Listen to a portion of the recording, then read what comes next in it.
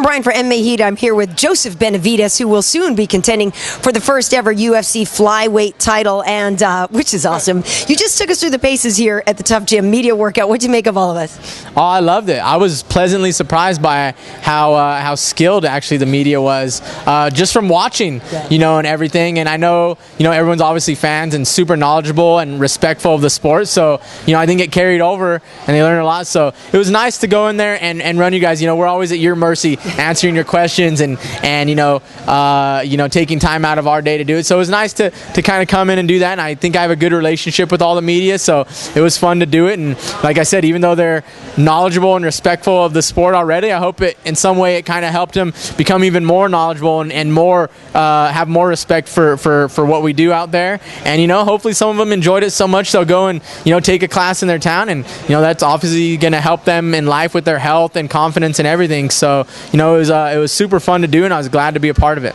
Yeah, it was really fun. You were doing the jiu-jitsu with Alan Belcher, which was great. And I got to say, you're a good teacher. I thought you broke the stuff down because I've never done jiu-jitsu, but I thought you did a good job teaching us the arm bars and everything. So thank you. Oh, I appreciate that. I had a great partner in Alan Belcher, and like I said, the media caught on right away. They've seen so much fights. I was like, these guys know what they're doing, I think. And I think they pick a great group of guys to do it with Pyle and Cormier. Obviously, everyone's very personable and fun, and media is always great. There's a bunch of characters in there. So it was really fun to get in there and do it. And like I said, I just hope everyone learned. It's pretty basic stuff. So hopefully, want to go and keep it up. Well, I'm just competitive, so do you know what I mean? So for me, it was like, oh, I'm gonna take somebody down. That's why we had to keep it to the basics for people like Karyn here. There's always that one person's gonna take it too far, so we didn't even want to give him the chance. Just kidding. I know we never got to actually punch anything. That's that. Because otherwise I would have gone in beast mode. Yeah, she was already threatening me on Twitter the other day. So like, all right, I'm gonna keep this simple so I don't get embarrassed by Karyn. But like I said, there's always that one person that might take it too far, and there's those moves that can be a little dangerous. So we just try to keep it basic and have everyone just enjoy themselves, and obviously put them through a little workout. That was really fun. Now, Joseph, when we were working together, when Demetrious and Ian McCall were fighting, we were working together on the Fuel shows, and I have to say, it was a real treat watching you watch this fight. I wish we could have filmed it, you guys. I mean, you seriously, Joseph was like fight. You were in full-on fight mode when they were warming up. So what do you make of it now that we know that Demetrious will be your opponent? Yeah, I was more nervous than like when I fight. When I fight, I'm not nervous because I know what I'm capable of and how hard I've trained. But I don't know why I was just nervous watching them. Like, I don't necessarily have like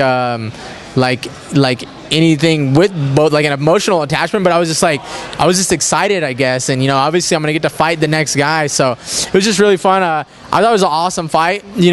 I think the deciding factor was Mighty Mouse just going in there, and he improved more in between fights. He did what he had to do. McCall almost seemed like he was satisfied, went in there and like, I can fight exactly the same. And Mighty Mouse knew that he had to go in and make improvements. And I don't know if that was a coaching thing or him alone, but he went in there and improved big time on his wrestling, and I'm super pumped to fight this. I have huge respect for Mighty Mouse as a person, and definitely as a fighter. I've always been impressed by him. So to go in and make history with a great guy and a great fighter like that, I can't ask for much more. Looking to become the George Washington of flyweight champions, the first ever.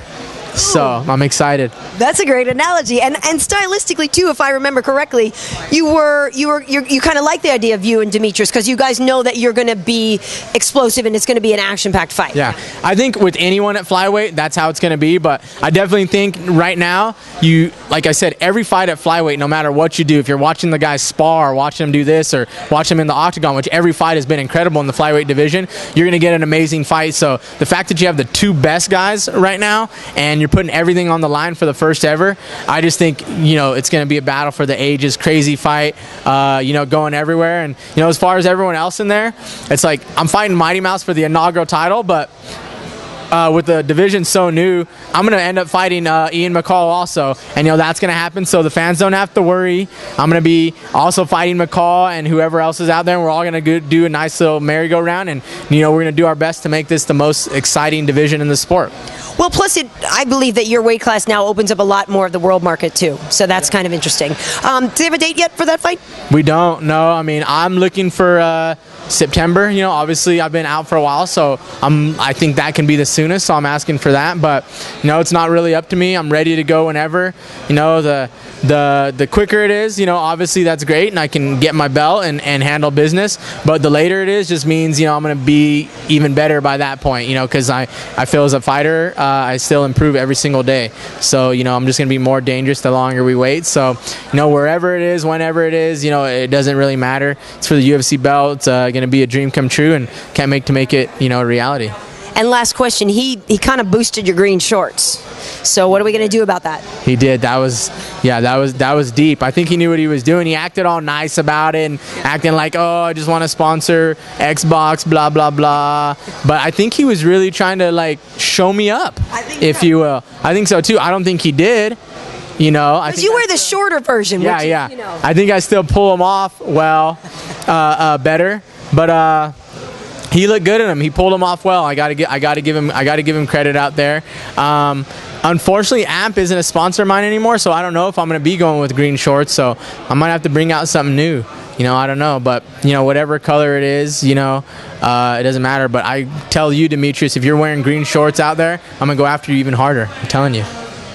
And that's it for Joseph Benavidez. Thank you, and I hope we get to work together soon on Fuel again. Can't wait. That was awesome. Great. That was fun. Thank you, Joseph. Of course.